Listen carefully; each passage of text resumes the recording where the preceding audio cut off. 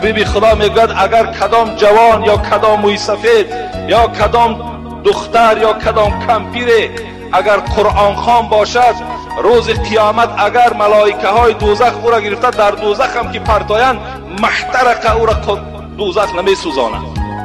حتی حبیب خدا چی میگوید؟ میگوید لو جعل القرآن فی اهاب ثم القی فی النار محترق. همینش برای شما باید بسنده باشد.